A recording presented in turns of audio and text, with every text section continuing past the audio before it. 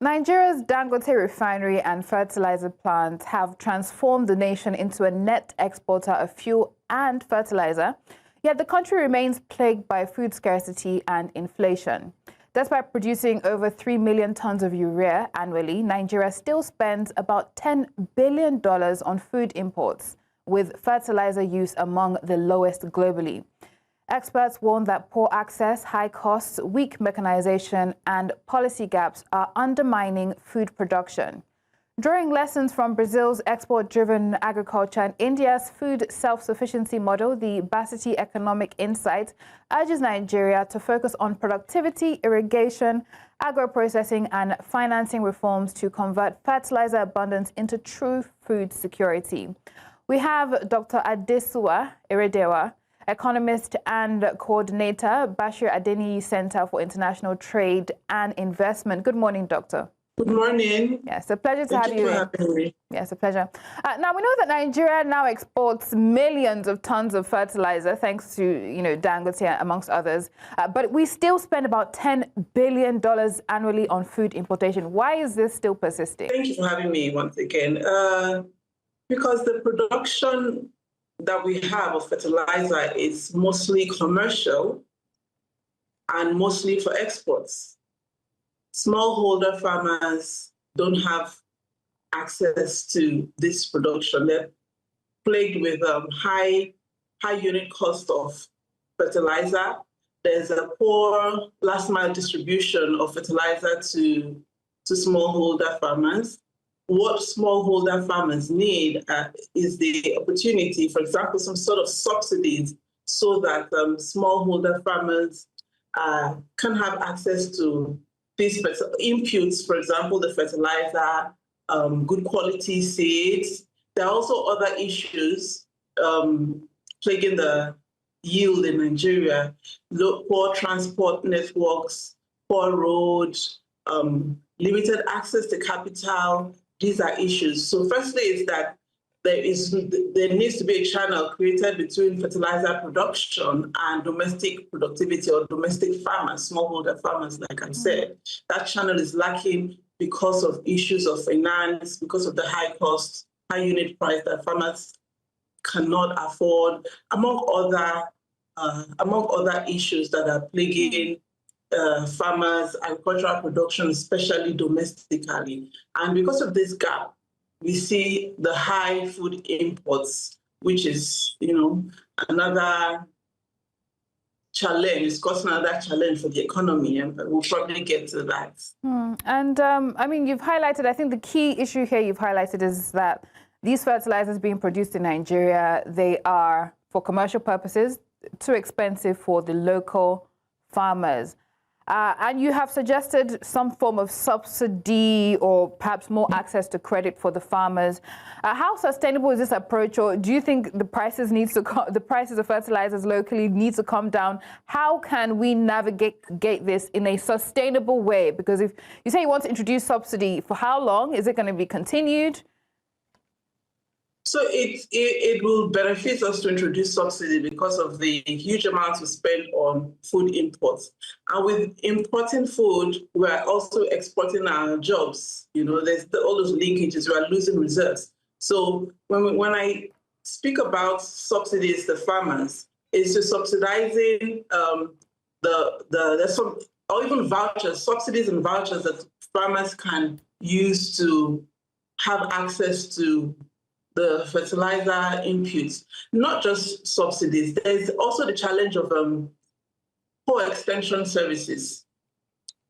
Most of the smallholder farmers do not even know how to make use of these inputs, fertilizer inputs and the seedlings. So there needs to be more investment in extension services for smallholder farmers. There also needs to be access to not just finance, capital for farmers, but also to these subsidies that I'm suggesting that makes it, because the fertilizer industry, they're there for business. Dangote, for example, and all the others, they're there for business. So the government needs to step in.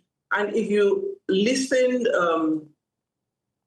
yesterday, I'm sure you did, there was a lot of focus on agricultural outputs, to solve that agricultural outputs. there needs to be subsidies, some form of subsidies for farmers to have access to fertilizers, as well as extension services, trainings for the fertilizer use, and all that includes seedlings and irrigation. So investments in these areas are very vital. Yeah, that was emphasis day 2 at the 31st NES summit in Abuja that's just concluded. And we know that Nigeria has vast potential. It's 70, 80 million hectares of arable land. We're only utilizing about 40% of that. Our crop yields remain amongst the lowest globally. So what structural barriers are keeping productivity low, aside what you've mentioned earlier? Yeah, indeed, there's structural barriers, and there's quite a lot of them that go together.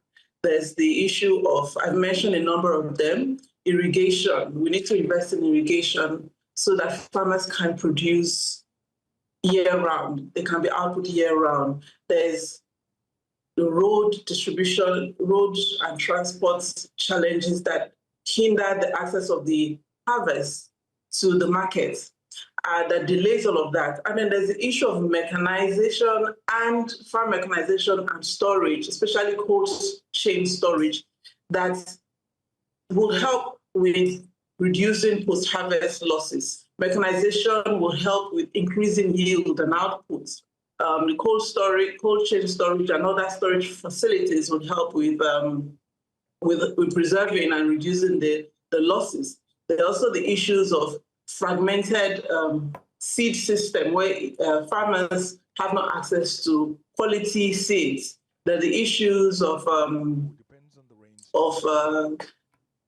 access. So it's mostly the mechanization, it's the irrigation and the poor irrigation system, the fragmented seedling system, there's the weak extension services, and there's the distribution, there's the internal security issues. All of these need to be targeted as a whole, because there really is no silver bullet to solve the structural challenges that the agricultural sector faces, that leads to the low yield despite resources that are available, the climate resources, the land resources that you mentioned.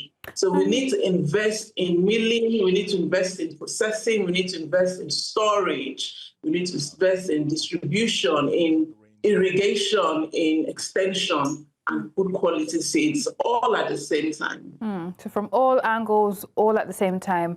We know food inflation has been impacted by this issue. A state of emergency has been declared, but we don't know how effective that implementation has gone.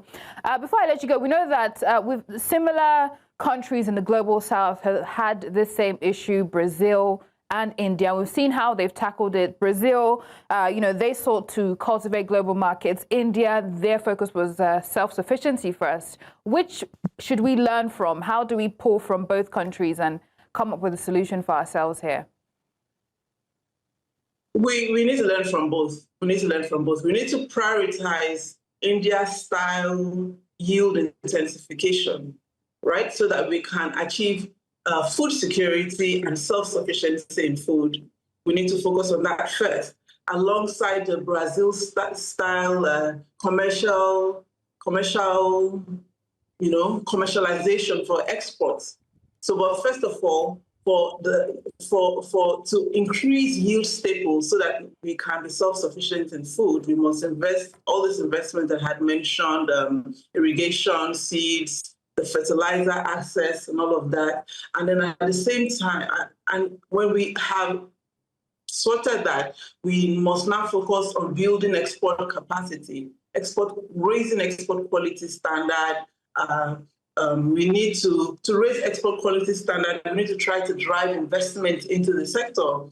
And the reason why there's not sufficient investment into the sector is because of mostly perceptions of risk that private investors have, and access to capital, so that there can be sufficient processing, first of all, mechanization, and then processing, and then exports. So I'd say that we should adopt both models.